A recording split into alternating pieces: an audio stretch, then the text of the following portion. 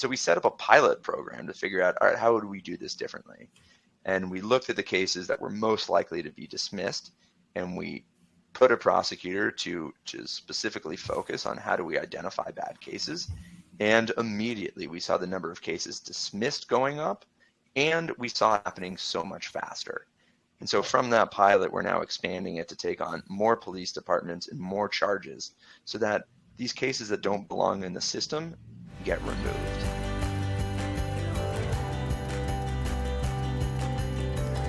Welcome to episode 39 of People Are the Answer. I truly believe that people are the only answer to the world's many problems. I'm Jeffrey M. Zucker, a serial entrepreneur, here to learn how innovators are creating outsized, transformational social impact. Today's episode features Jared Fishman. He's an attorney on a mission to improve the world. Jared found his calling when he became a civil rights prosecutor for the DOJ and has since founded Justice Innovation Lab, where he and his team provide data-informed, evidence-based analysis to reduce incarceration and racial disparities and improve effectiveness and fairness of criminal justice systems. Jared and I discuss his career journey through the Middle East, law school, becoming a civil rights attorney, being in a dad garage band, and much more. Worth noting, we had a few technical difficulties with this recording, so the video quality isn't great, and there's a little bit of extra background noise, but it shouldn't affect the listening experience much. Here is Jared Fishman on People Are the Answer. Jared, thanks for joining me on People Are the Answer. Thanks for having me, Jeffrey. Glad to have you, absolutely, and would love if you could just start off by telling the audience who you are, where you're based, and what your current role is. Sure. My name is Jared Fishman. I'm the founder and executive director of Justice Innovation Lab. I spent 14 years of my career at the Department of Justice in the Civil Rights Division, handling civil rights cases around the country.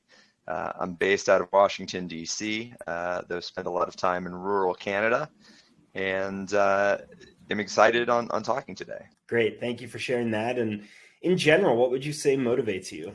There's a lot of problems in our world, and I think I've been quite lucky and fortunate in my life to have an opportunity to do something about it.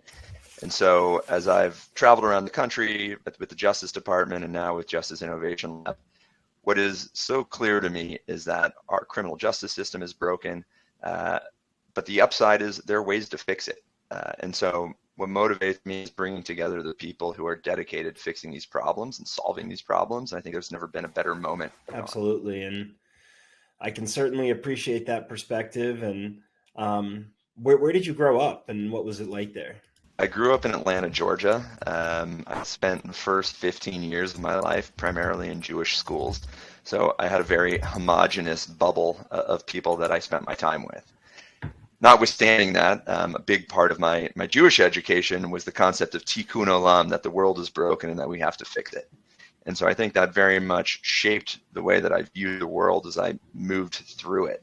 Now, of course, in those early days, that world was pretty narrow. But as I went to a public high school in Atlanta, Georgia, and became exposed to racial inequities, to new communities of people who were new immigrants in our country and the challenges that they faced, and then ultimately spent the early part of my career in conflict zones and post-conflict zones, watching societies either as they collapsed or as they tried to rebuild after a collapse. I realized this world is huge, it is broken, and we need more people fighting. Definitely the case, and great to hear you bring up tikkun olam. That's certainly something that's very important to me and my family, and something that we talk a lot about. And it's interesting to hear, that you sort of got into high school and opened your eyes a little bit to more of the world and what was going on. For sure. I mean, one of the things that I feel I've been most fortunate is just the exposure to so many different types of people in different places with different challenges.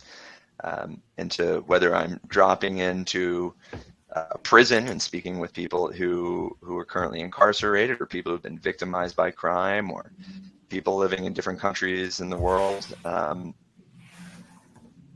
it's given me a lot of insight into how the world works and how we can Yeah. try to fix it. And so you mentioned going to high school, and then you went to Penn. I did. And how was that experience for you? I had a great experience at Penn. Made great friends, got exposed to a lot of new ideas, enjoyed deep learning. I was a Middle Eastern Studies major. Was one of my two majors in college, and for me, again, it started with this with an idea of I'd spent time in Israel. I wanted to do work on the Middle East, but I had a really limited idea of what that meant. I didn't know anything about Islam. I didn't know a whole lot of Arabs. But a part of that study, my advisor said you should go out and study abroad. And so I studied abroad in Morocco, which was a transformative experience as I worked and learned with people who previously I had felt were my enemies, and begin to have that human connection with people to made me realize, all right, there's more to some of these stories than I previously Yeah, believed. that's really interesting to hear how you went about that. It's that's awesome that you went to Morocco, and I think the conflict in the Middle East is so much more complicated than so many people, especially in the U.S., understand. So I'm sure that gave you a whole new perspective. Well, from that point on, I really wanted to dedicate my work to working towards peace in the Middle East. And so I started working with an organization called Seeds of Peace that brought together teenagers from conflict zones. So it brought together Israelis and Palestinians and people throughout the Arab world, people from the Balkans, from Cyprus. And that was where I first interacted with people who had been impacted by war and violence. And definitely going into that experience, I assumed there would be a lot of hatred and mistrust between those communities, which there were. But at the same time, watching people have those same experiences that I had had in Morocco, the humanization of the other, being able to do activities and see people as individuals, being able to make friends from the other side. Once we get to that point, once we begin to see our enemies as humans, it makes it a lot easier to work together to solving those problems. And so it transformed how I saw possibility, even with some of the most complicated problems that exist. Yeah, that's really cool to hear. I think that people make a lot of assumptions about that situation, about humans in general that are on, quote, the other side. But in reality, we have a lot more in common with each other than we do differences.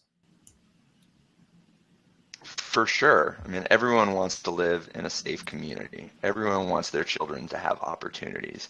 Everyone wants to be able to go about their business and experience and realize their biggest hopes and dreams. That to me is proven true regardless of where I've been. But the reality is, there's so many barriers to accomplishing that, and oftentimes those barriers then get used as a wedge to put people against. When you were working at Seeds of Peace, did you already know that you wanted to go to law school? Is that something that came up while you were there? I always thought that I would go to law school, though I didn't really know why or what I wanted to do. But after I worked at the summer program for Seeds of Peace and I graduated high school, and my parents said, "What are you ever going to do with a Middle Eastern Studies degree? Who's going to hire you?"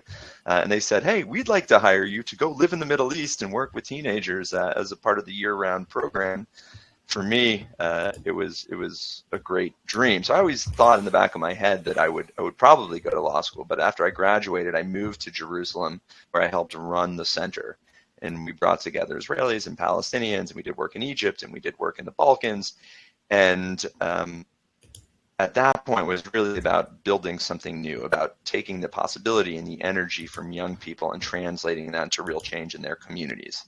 But while I was living in Jerusalem at my year-long anniversary there, a second intifada broke out. And so the peace process ended, and all of a sudden there was daily conflict. Kids that I worked with were having their friends killed, their schools bombed.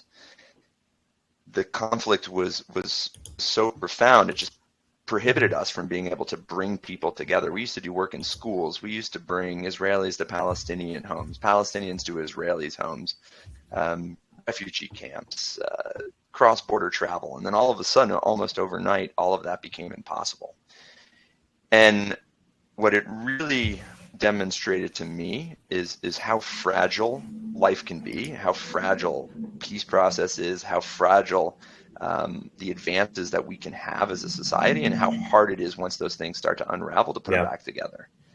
And that was for sure when I knew, all right, my ability to help now has been drastically curtailed, but I want to go to law school and gain those skills to help communities rebuild after war, because we have to. The rule of law, the systems and structures that keep our society safe, we need those if we're going to prevent violence, if we're going to create opportunity.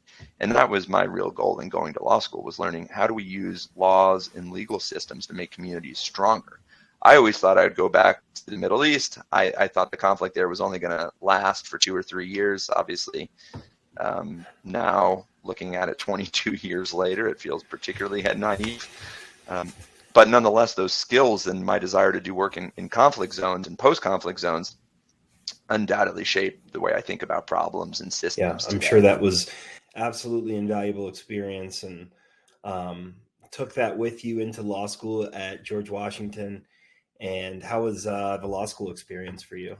Well, for me, I think there's two ways of learning, right? There's the learning by reading books and by philosophizing about arcane topics, and for some people that's great and that really works for them. For me, I have always enjoyed learning by doing things. I wanted my learning to be focused to doing something, right, and hopefully doing something good for the world. So in my third year, I did a lot of clinical work where I was taking on real cases with professors who profoundly changed my way of understanding how do we advocate on behalf of people, how do we take the law and really use it to its best and most practical effects for making lives people better and helping people with their problems. So by that point, I began enjoying law school a little bit more. Got it. That makes sense. And from law school, you went into the State Department? Yeah, I got hired as a presidential management fellow, which is a way to enter the federal government coming out of grad school. And I got my dream job. The State Department had an office that was doing work building legal systems in post-war countries. And almost immediately after getting there, they shipped me off to Kosovo, where I worked with police officers and prosecutors who were working to rebuild their legal system. Wow, that must have been a remarkable experience. What was it like there? I mean, there's nothing quite like getting off a plane and be given a bulletproof armored vehicle and said, go out and figure out what's happening with policing. It was a remarkable amount of responsibility thrown into the hands of a recent graduate. But like many things that I've done in life, I just approached it with curiosity, tried to find as many different people and voices that were talking about these issues. So I traveled every province in Kosovo. I met, at the time, Kosovo was in a period of transition. The UN still was the the primary governing structure and had a massive police force, of which the US contributed, I think at that time, about 400 police officers. So there was a UN system of policing, and at the same time, the US had been funding heavily into the Kosovo Police School. I would travel around the country and meet with Kosovo police officers, meet with the head of the UN police force. I was doing a lot of work with the prosecutors in Kosovo, and was really fascinated by the struggles to rebuild a new system, to write new laws, to write a new constitution, to build new institutions. And so at that time, the police force in Kosovo, the UN police force, was drawing down as the local police force was growing. And so it was a period of transition from the internationals to the locals and the various challenges that were associated with that. But during the course of my work there, I worked with a prosecutor who was an AUSA, a federal prosecutor in Chicago, who was one of my partners on the ground there. And he was very interested in my youthful idealism and my desire to work on these system issues. And he said, listen, if you want to be effective, if you want to go out and make a change on these systems, you should go work in the criminal justice system for a while. You're a smart guy. You've studied about this a lot, but really what you need to do is go in and work in that system for a while. Go be a prosecutor. And for me, I always thought of myself as a civil rights guy. There was no way in my mind that I would ever go be a prosecutor. I couldn't imagine working a job where the end game was to send people to prison. Yeah. And so I told him, I said, listen, I can't do it. If I'm going to go do this, I want to go be a civil rights lawyer. I'm going to go do defense work. And he said, if you care about civil rights, then you absolutely have to be a prosecutor. because in our system, they're the ones who have the most power. They're the ones who can ensure whether or not our system operates fairly, effectively. And at the time, this was 2005, I think, it was a pretty novel concept. I think there's been a lot of shift in thinking on justice reform issues and the power of prosecutors to change our system recently. But back in 2005, this was a pretty novel concept. And because of the way I'd been hired into the State Department, I was able to do a detail to the U.S. Attorney's Office in D.C. And so from Kosovo, I went to operating in the justice system in Washington, D.C., where I handled domestic violence cases and sex crime cases. Wow. And almost immediately after becoming a trial, I had never taken trial ad. I had never thought that I would be a real lawyer, if you will. That wasn't what I wanted to do. But now all of a sudden, I'm in court handling real cases with real victims on a daily basis. And on the one hand, I really loved being in court. I loved trying cases. It turned out I was pretty good at it. But on top of that, I also really saw how much harm is created on a day in and day basis by our justice system, particularly to lower income Black and brown people. Yeah. Almost everyone I saw in court was Black or brown. Wow. And I saw people being moved through this system that clearly was not doing anyone good. It wasn't serving the victims. It wasn't serving defendants. It certainly wasn't making communities any safer. And so, but I also liked being in court. I liked being a prosecutor. So I was torn. Do I continue working in the system that I think is so flawed, or not? And around that same time, I started talking to people at the Civil Rights Division who said, well, we're looking to hire some people to go investigate police misconduct. I'm curious, though, before we dig too deeply into that, your time as a U.S. attorney, sort of seeing the people that were coming through the system, that must have just been really eye-opening to you, and kind of, I imagine, added to your motivation to create change. For sure, because, we think, and part of the reason why I liked criminal law, and I think why so many people who are not lawyers find criminal law interesting, and why Law and Order does so well, is criminal law speaks to, the heart of our own morality, right? Criminal law is supposed to establish the norms of our morality and the way we want to live as a society. And so when you look at that and say, all right, why do we punish people? Who do we punish?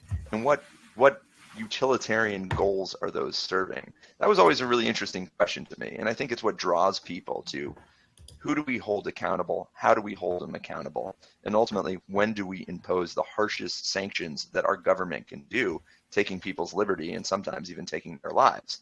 And when you drop into the system, and that's your goal, right? When you learn about the ideals of criminal law, of constitutional law, and now all of a sudden you're watching people being warehoused in that system, people being prosecuted for things that certainly I knew were happening in my own community, but were not being prosecuted, right? If you look at drug use among Black and white people, most studies will show that there's relatively equal usage among races. Mm-hmm. And when you look at who's actually being prosecuted, who is being held, it is almost, at least in Washington, D.C., it was almost all Black and brown people. Same with domestic violence. Same with a lot of these crimes. And so to me, that really signaled there is a much bigger problem going on. And as a prosecutor, particularly of a high volume docket, the police came, they brought the case. I have rarely had an opportunity to assess its merits accurately, to really dig in to understand what was causing some of the crime. And I was just yet another participant in that conveyor belt of justice, doing the best I could. My goal was justice. My goal was trying to serve our community, make it safer, serve the victims survivors who were in that system.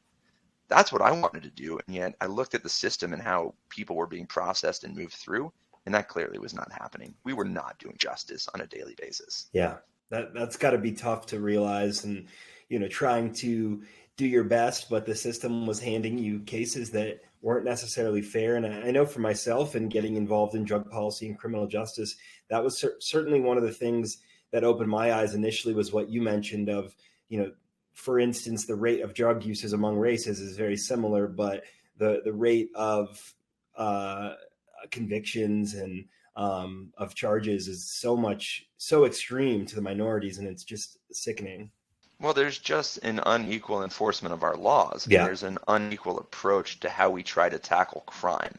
And I think the war on drugs, beginning in the 70s through the present, was just we're seeing so many consequences that run counter to its original Yep. goals.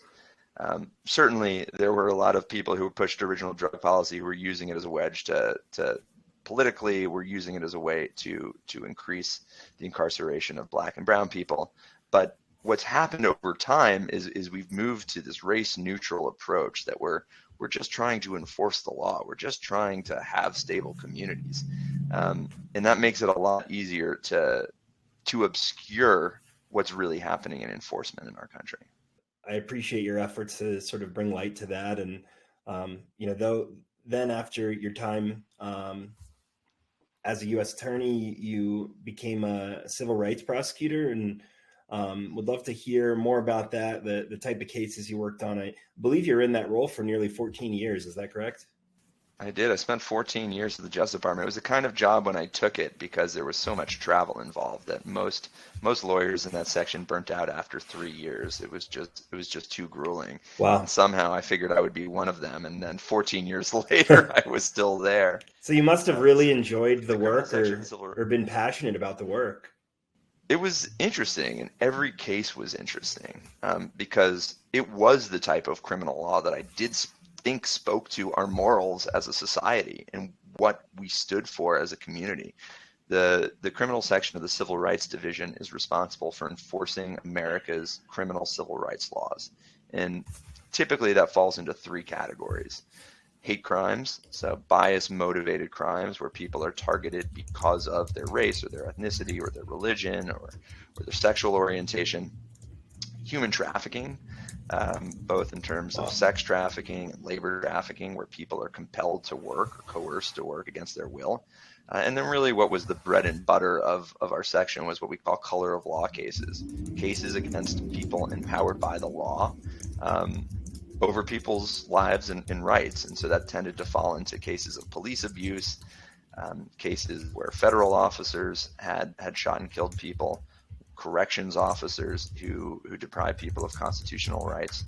And so I spent a lot of time traveling around the country, spending time in America's prisons, spending time looking at police misconduct cases around the country, and really showing up in communities after a massive civil rights violation have occurred. Wow. Pitting law enforcement against the community. And so I handled cases from Louisiana and Florida and Georgia and North Carolina through to Kansas, all the way to California, and I even had a few cases in U.S. territories in Guam and Saipan. Wow. Sounds like you really got to see sort of the breadth of what's out there in this space. And I can only imagine the types of things that you saw, and they must have had a tremendous lasting impact to see some of these things that were going on, these incredible injustices. Absolutely. And they're everywhere. And they're in so many different facets of life. You saw a lot of incredible injustices, throughout your 14 years working on these civil rights cases. Are there any particular examples that you could give us of cases that really stuck with you? I think they all stuck with me. So one of the things about, I was not in a high volume caseload. I had fewer cases that we worked really deeply for a long time. And so I think they all really stuck with me because of the human impact. But just to give you a sampling of some of the things that I did over the years, I spent a lot of time in New Orleans after Hurricane Katrina. After that storm, there were a number of allegations of police misconduct, police officers who killed people without justification. So I investigated the murder of a man named Henry Glover, whose body was burned by police officers in the aftermath of Hurricane Katrina. And was covered up for about 4 years until we opened an investigation and began investigating that. That was probably the case that most profoundly shaped how I understood what was happening in the criminal legal system.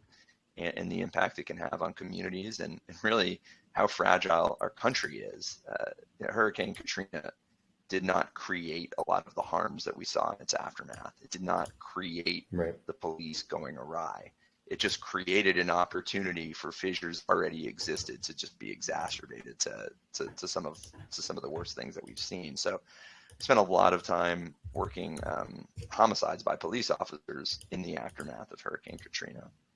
And the story about Henry Glover, I'm currently working on a book about that. So that's the case that has stuck with me the most and that I most want to talk about, because even though it's now 17 years after Henry Glover was murdered, it still reverberates both personally in my life and I think in the community down there. So that's an example of a case that had a profound impact. I worked on the shooting of a man named Walter Scott down in Charleston, South Carolina. I think that was the case that really helped me realize that I had reached the end of my prosecutorial career. Through a lot of civil rights cases, whether it be hate crimes or police misconduct or human trafficking, we won some, we lost plenty. When you're fighting on behalf of marginalized communities and fighting to vindicate the rights of people who are hurt by our law enforcement, you lose a lot. And Walter Scott was the case where he was shot by a North Charleston police officer. It was captured on video. In my mind, when I first saw that video, it was the clearest case of a bad police shooting that I'd ever seen. And I'd investigated plenty, but I'd never seen a video that was so clear. But the solicitor in South Carolina investigated that case, had asked us to assist. We assisted them. They tried as a state murder case, got a hung jury, and then I led the team that came in its aftermath to try to see whether or not we could get justice.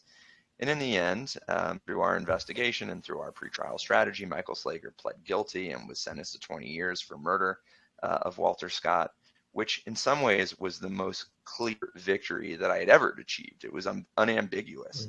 The murder was called what it was. It was a murder. He was held accountable. And yet for me, as I watched that case, I began to think, was this going to be like those other victories that were temporarily moved the ball maybe a little bit, but nothing really is going to change?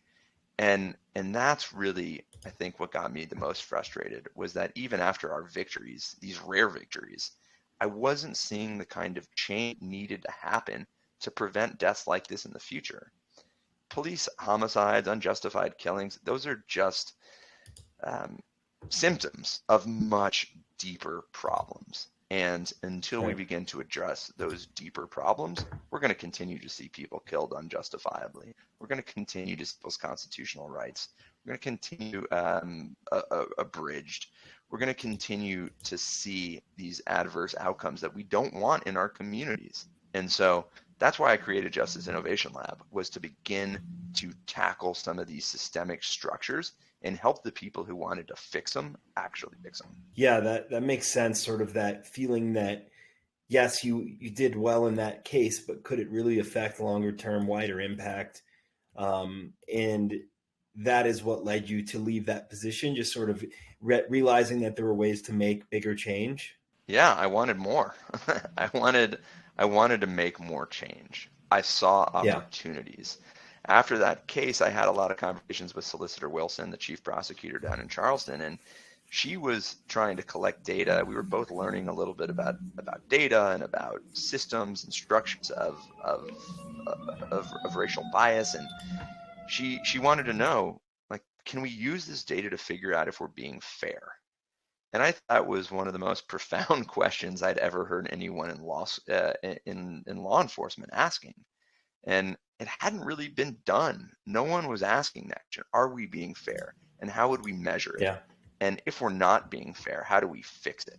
We were discussing, whether or not we're being fair, how to potentially fix that, what data could do to help us with that. And is that what took you to your next stop? Is it the Beak Center for Social Impact and Innovation? Yeah, well, I started Justice Innovation Lab and then also was a fellow at the Beck Center around the same time as I was getting started up. So they helped me in my early days as a place to land, and as I was jumping off with Justice Innovation Lab. You also are a senior fellow at the Massive Data Institute at Georgetown and a law professor at Georgetown, in addition to your work at Justice Innovation Lab. Yeah, my law work's at George Washington University, Oh, my excuse alma me. mater. So I do some work at Georgetown. I do some work at GW. Yeah, let's dig in on Justice Innovation Lab. I mean, that is how we met. Was my sort of work in criminal justice and finding you in Justice Innovation Lab. Can you explain to our audience what it is? Sure. Justice Innovation Hub helps communities redesign their justice system to be more effective, efficient, and fair. At the heart of what we do is we use a data-informed approach that's deeply rooted in community values and collaboration to identify existing inequities in a justice system and then figure out how to best fix it. The reality is there is so much low-hanging fruit in the justice reform space, but it is incredibly hard to bring people together for change. But we use data to help ferret out where some of those inequities are and to understand what are the root causes and how that ties into systemic choices. And then through work on systems thinking and design thinking, we look at where are the levers that currently exist that we can influence to begin to reverse some of the negative trends that we see. I mean, I really appreciate your focus on data. I think that it's hard to argue against data, when you've got real solid data that was collected from the system. I think that's really important to impacting change. Um, what, so are you Yeah, I analyzing? think it, well, I was going to say a data informed approach allows us to do two things. One is it helps us to really identify and ferret out root causes of some of the harm, but it also allows us to talk about it's happening in a different way. So often when people talk about harms in the criminal justice system, they find an individual story which may or may not be representative of the broader system. What the data allows us to do is to step back, because in any individual case, I have seen people justify their actions, good or bad. It's you can always justify those choices because cases are complex and individual situations are complex. What data allows us to do is back up to a systems level and say, all right, what is happening most of the time? Because what we want to understand is where are those injustices that are happening most of the time? A lot of times it happens in how processes exist, how systems exist, how choices are made. And so it allows us to look at choices and say, all right, is this what we actually want to be happening? Because if it's not, then we have to fix it. And it allows us to Yeah, tell that story a little more differently. I completely understand what you said about like the individual stories. And for me, the power in creating change, especially in criminal justice, is both having some of those unique personal stories that ties people to the human element and the fact that these are humans going through the system, but then the data to back up why that story is representative of the whole. Absolutely. I mean, we are very mindful of the humans at the heart of this, and I think one of the critique of data-driven reform is often that it's not pushing people forward because it lacks that human element. We try to build the two things together. We start our process by looking at the data to understand what is the relative health of an existing system. So we look at things like where are there disparities in arrest rates or incarceration rates. We look at how long is it taking a case to achieve resolution, or we look at how many times are cases dismissed from the system for insufficient evidence. These are real indicators of whether or not the system is working as it's supposed to work.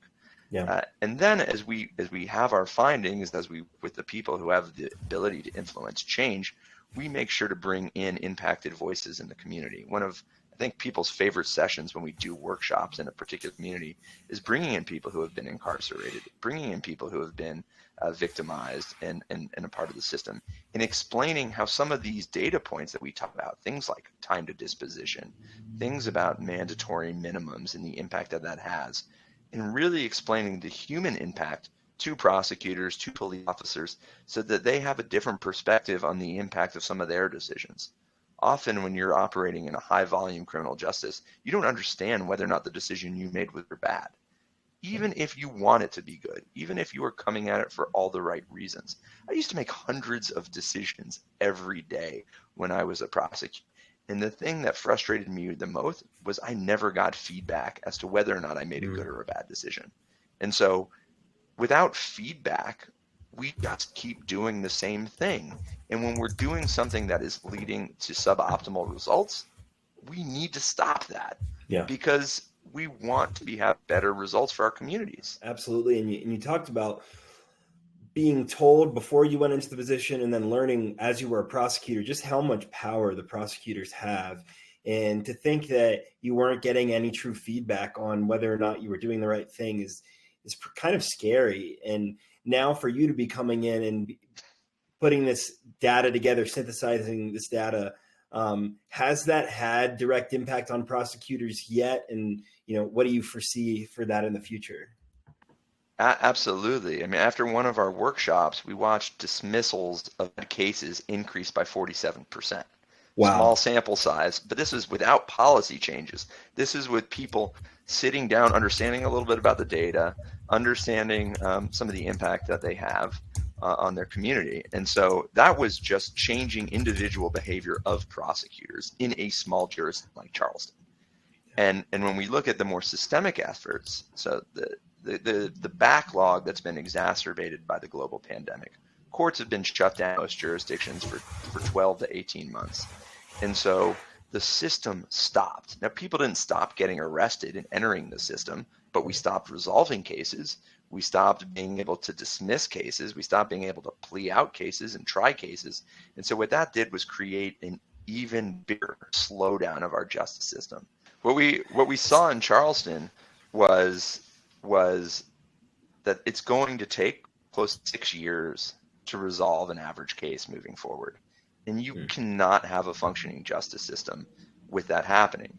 As we see upticks in violence, a lot of people pointing the finger at what is causing these upticks in violence, and is this a response to softer enforcement? Like, one of the biggest contributors in my mind is a failure of the system, because it cannot do what it's supposed to do. And it cannot do what it's supposed to do is because it's bogged down with cases that shouldn't be there in the first place. And where I think the real opportunity is right now is you talk to prosecutors, you talk to police officers, they get it. So much of what they've been asked to do shouldn't be there in the first place. The fact that 30 to 50% of people incarcerated have some diagnosable or easily diagnosable mental health problem. Like, going back to my original point about our criminal justice supposed to fit some moral judgment on what is right and wrong. We see so much mental health problems being diverted to the justice system. We see so much of poverty and homelessness being diverted to the justice system. We see so much of addiction being diverted to the justice system. We are not the people who should be solving these problems. We cannot do it effectively, and we cannot do it cost effectively, and it's really not what our system is set up for. And so a lot of what is happening is helping prosecutors understand that, so that they can make different choices to really prioritize the things that they can do something about, which is be more thoughtful about how we approach violent crime in our communities, and make sure that the crimes and the laws that we are enforcing serve our communities in the ways that we want. You mentioned your work in Charleston, just more about sort of when you went in there, what your goals were, how that's going, and is this something you're trying to do in other markets as well? Sure. Well, we started there, and it was our pilot project. And again, I think for both the solicitor and I, we were going to run some numbers, find some problems, and make things happen. It's a little bit more complicated than that, I think, as both of us learned in that process. So our process is multifaceted, right? So a big part first is you got to get data. We get the data from case management systems. Most offices, whether it's a prosecutor's office, police department, courthouses, they are keeping data on their divisions. So the first part is getting it, and then making sure that it's accurate, because all data tends to be input by other human beings, and their accuracy may or may not be very good, depending on what's in it for them. So we start by looking at those data, cleaning it, and trying to see, all right, what do we think we can accurately make commentary on? Then we begin to analyze those key metrics that I'd mentioned earlier that diagnose whether or not a system is operating healthily.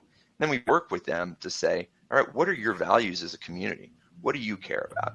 And it doesn't really matter to me what people say their key value is, because if you care about fairness, or you care about public safety, or you care about efficiencies, any metrics that a jurisdiction chooses, they are failing at. And they are failing at it because our system is flawed at every different level.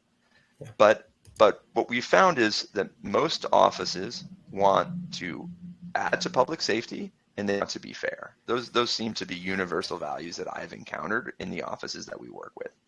And so that's the first step, is understanding what do you care about in terms of what are your objectives and what are you trying to achieve. And then we work with them to say, all right, well, how would you measure success? What would those numbers look like if you were doing your job well? And they choose the numbers.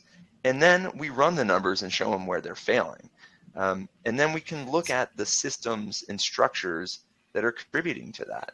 Right. So take an example. One of the things that we looked at early on was what percentage of cases were being dismissed for insufficient evidence. These are people who've been arrested by the police, who have been processed in the system, that the prosecutors, after reviewing the evidence, say, this case should not be in our system. Either the evidence is insufficient or because it's of low enough caliber that it's getting in the way of their armed carjackings and their homicides and their rapes. And when we looked at how big that number was, it was close to a quarter of their cases. Wow. 1 in 4 cases. So that alone should shock anyone in any system. But what I found even more problematic when we started to look at the number was that on average, again, the typical case was taking over 220 days to be dismissed for one of these reasons. Wow. So those are people, some of them are held, incarcerated, but all of them have pending cases, which impacts their ability to hold a job. Most of them are paying some sort of bond, which even if you're only paying 5 to 10%, comes out to millions and millions of dollars. Yeah. That means their drugs are being tested, their evidence is being tested, so it's gumming up that part of the system that we need to function for the cases that matter. All for cases they're going to throw out because they don't have the evidence. And to me, that is a system problem. Yeah. Because it's disproportionately affecting Black people because they're being arrested at 5 times the rate. So already that is having that impact, and it's taking longer for that to happen. So we began to think through, how do we deal with this problem? We looked at Washington, D.C. When I was a prosecutor, we used to screen every single night of the arrest, and we got rid of a lot of bad cases that way. So we looked at Washington, D.C., which is where I started, and we were screening all of our cases from the start. And the process in South Carolina, they didn't screen anything. And a case would come in, it would get assigned to a deputy. The deputy would then pass it down to an attorney who are trying cases, who are doing other things, and oftentimes those cases wouldn't get looked at. And so we set up a pilot program to figure out, all right, how would we do this differently? And we looked at the cases that were most likely to be dismissed, and we put a prosecutor to specifically focus on how do we identify bad cases. And immediately we saw the number of cases dismissed going up, and we saw it happening so much faster. And so from that pilot, we're now expanding it to take on more police departments and more charges so that these cases that don't belong in the system get removed. And that's only part of the problem. A big part of the problem are cases that are perfectly viable, meaning the person violated the law, but they shouldn't be there. And in order to fix those problems, we need more alternatives. We need alternatives to get people out of the system so that cases that are driven by addiction or poverty or homeless get put in the right place. They shouldn't be in the justice system if we want our justice system to actually serve as a deterrent, as a real check to improve public safety in our communities. I'm all for alternatives to incarceration and treating people with drug addiction or homelessness in ways that can actually be rehabilitative. And it's incredible just to hear how much impact your work has had. You mentioned that it's only in this sort of one area, whatever, but it creates this immediate change in a lot of ways. And it is over, it's an example that you can set for others and hopefully implement these changes in other places as well. Well, I hope so. I mean, even look at a place like Charleston. Charleston is a small town. Yeah. I think the population that we're talking about in Charleston and Berkeley counties is like 600,000 people. And already we've helped them remove close to 2,000 cases from the system in that one small place. If you consider that there are 2,300 prosecutors' offices around the country, and we got each of them to get rid of 2,000 cases, you can do the math. I'm a lawyer, even though I'm a data guy. I have other people run the numbers for me. But it's the people. And one of the other things that we saw was like looking at specific charges that really impact incarceration rates, and particularly disproportionate incarceration rates. And what can people do in terms of how they think about charging in intake of cases? Like, we could be doing things different in order to achieve what we want to achieve and reduce the harm that we're currently causing. From when you first started Justice Innovation Lab in 2020, how has your vision for it evolved to now? And what we found as I started taking our findings from Charles, discussing it with other offices, I found out that most prosecutors' offices don't have a screening process like this. And so, I get asked a lot this by funders and by people who are interested in our work. How do we scale this? And I think we scale it in different ways. One of the things that I have learned is that doing a deep dive in an individual jurisdiction is profoundly helpful, because we can do two things. We can really understand how the different parts of systems interact and develop solutions in line with people who can effectuate that change. In doing so, we're seeing a shift in the culture, which is ultimately what we really have to change in policing and law enforcement. So much that I saw in terms of the conflicts as a prosecutor when I would prosecute police misconduct stemmed from cultural divisions of us and them. It's like law enforcement versus the community. And if we're actually going to do our job effectively, that cannot be the way we interact with the community. Because when we treat the police as an other, those are also the victims of crime. Those are also the witnesses to our crimes. Those people that we need to solve it. And quite frankly, most of the solutions to tackling violent crime are not going to be inside our justice system. Our justice system be our last stop when everything else has failed. In the reality, it is our last stop, but quite frankly, we need it to stop having all of those failures before us. Yeah. And I think prosecutors, as I said at the beginning, they're the most powerful people in the system. If we are going to influence the change for real, they have got to start stepping up and saying, this is not tolerable anymore. And I think so often when we hear about the progressive prosecutor movement, which I think is a bit misnomer, it's the wrong way to be talking about this. These are people who, all of them, they want safe communities. They want to do it fair. They want to use our government power smart and fair and cost effectively. And so we can't make this a political issue between left and right, and Democrat, Republicans. We have to look at who are the people who want to change their community for the better, who are willing to look at some numbers to figure out when we're not meeting our goals and our values, and then are really willing to put the power and influence of that position into fixing it. And what I have seen is through our successes in Justice Innovation Lab, there are a lot of those people.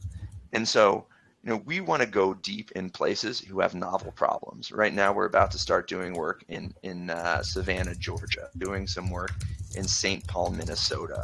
So as different jurisdictions have heard about our work on screening and have set that up, people are calling us up and saying, we want to do that too. How do we do it? And so we're figuring out ways both to do our deep dives and training and in other ways so that people can take the learnings that we've had in Charleston and expand it. So we're now working in 4 jurisdictions.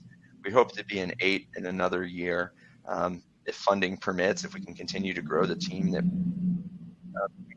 we're investing in parts of our structure that will allow us to take on more and more jurisdictions, including how do you ingest and clean data faster? How do you work through the memorandum of understanding and agreements with county governments faster?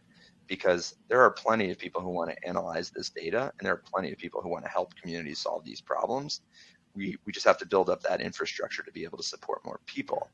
But as we found,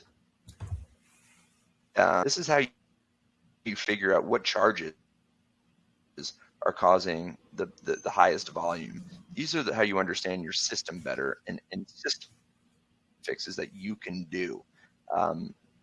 That we're all taking to more and more jurisdictions. And so I imagine as we grow, we will do deep dives in jurisdictions where we think there's real opportunities to find solutions.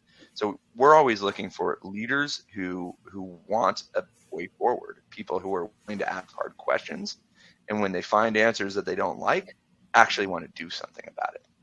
So finding those partners, and we found it on in the full spectrum of politics, from the right and the left. I don't think this should be a political issue.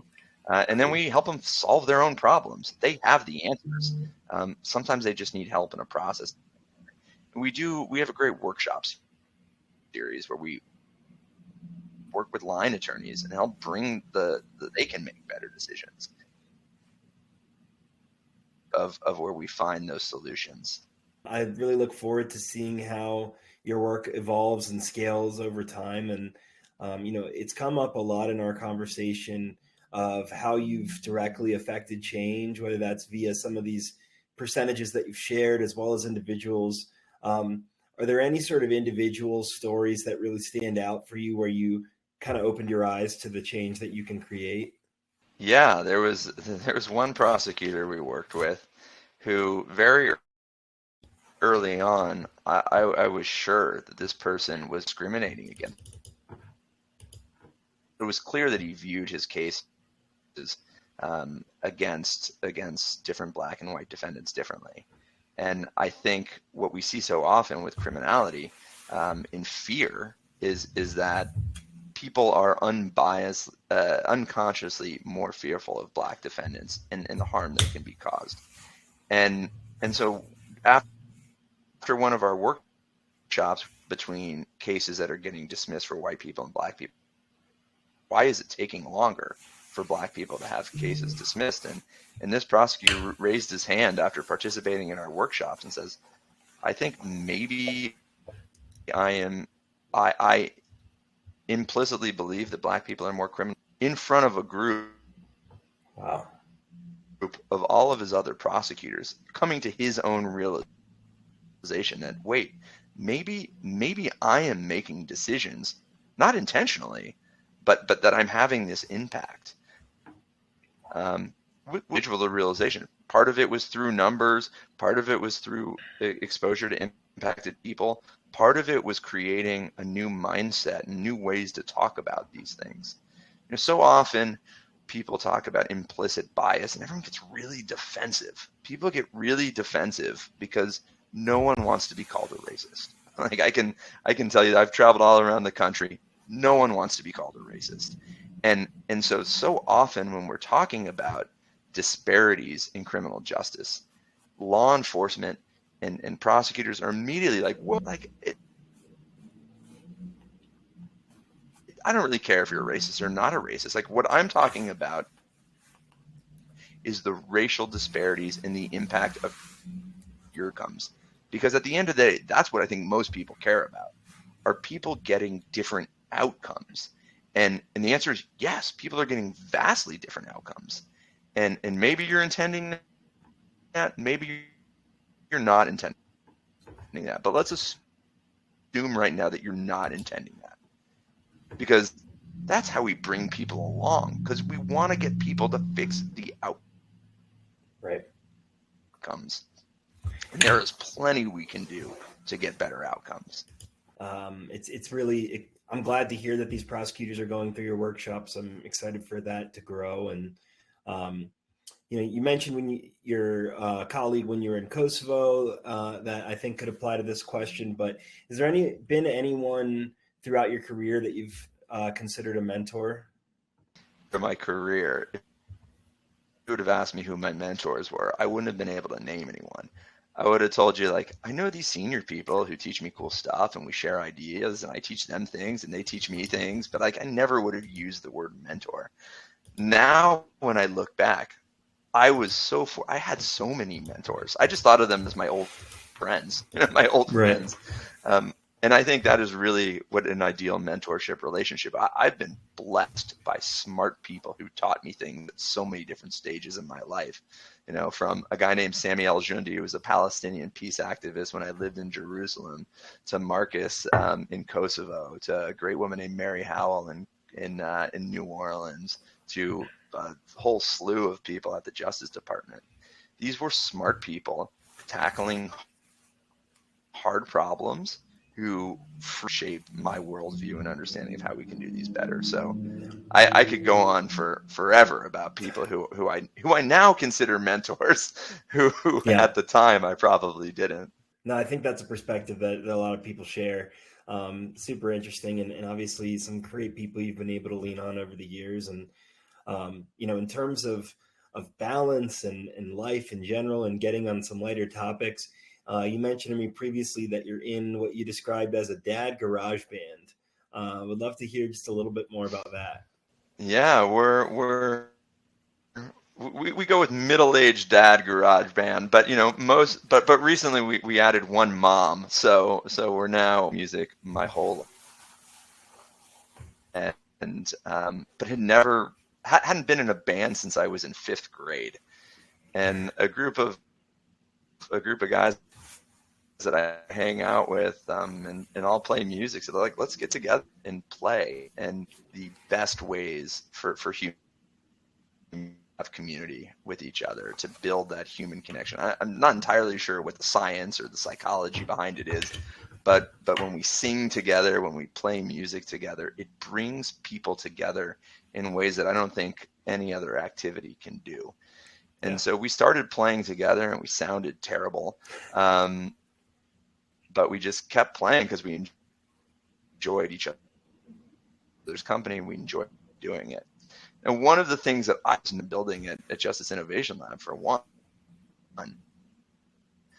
because in a band, you've got people doing different parts, right? Like you got a drummer keeping the beat. You've got a bass player who helps fill out some of that, kind of lead guitarist. I became the lead singer because I was the only one who knew the words. And that's not a reason for anyone to become the lead singer of a band, not the band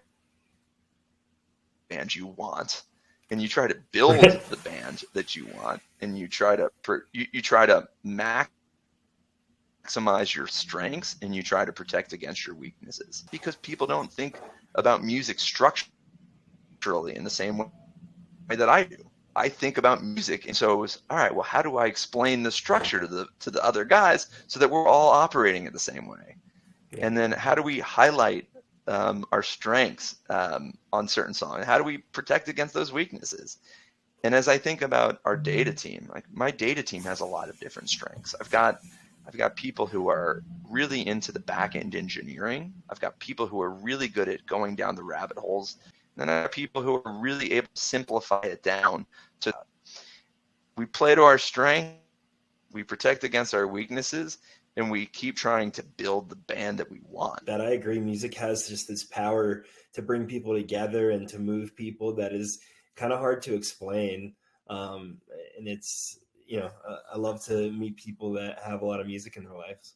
Yeah, it's funny. One of the things that I realized, because I think part of what the value that I add to the band is I'm the front man. I'm the one who can get the audio up and kind of singing along and joining in, far better than any of my musical skills.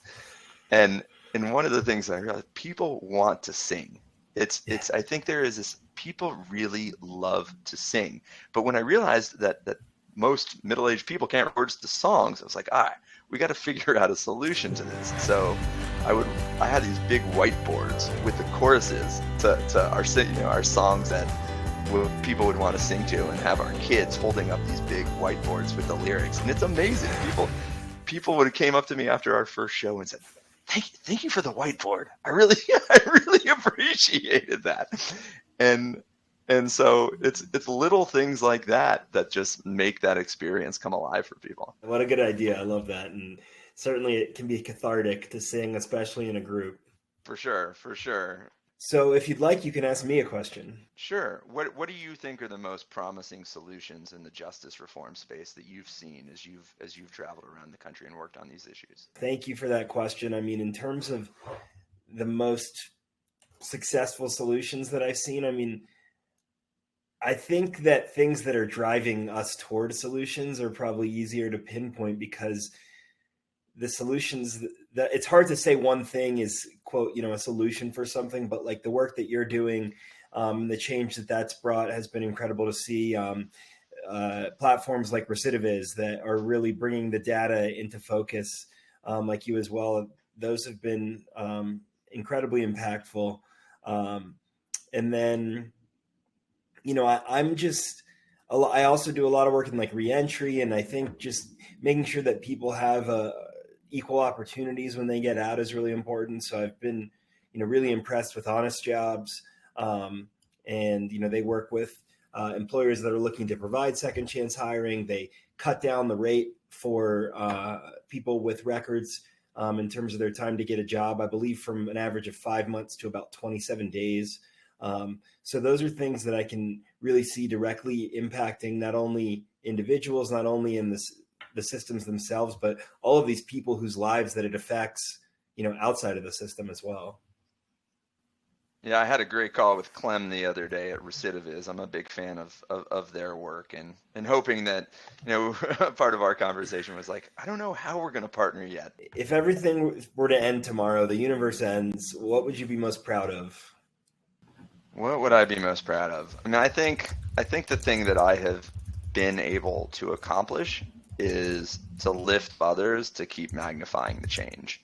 I came to a realization a number of years ago that I was only ever going to be able to accomplish so much, but the people that I influenced will be able to influence and have even greater impact than that. And so I think I've been most proud of being able I wonder if those people think of me as a mentor. I hope they don't.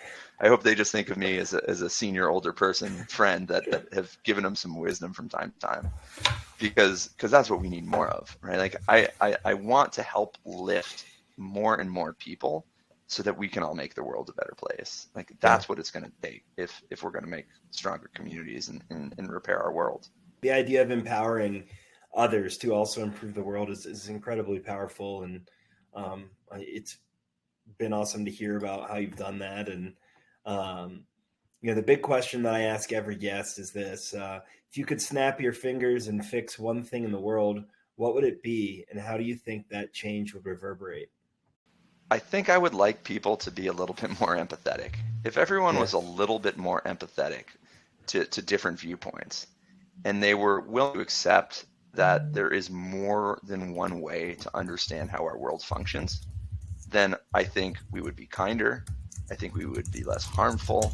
And I think we would be more willing to open our minds to better solutions.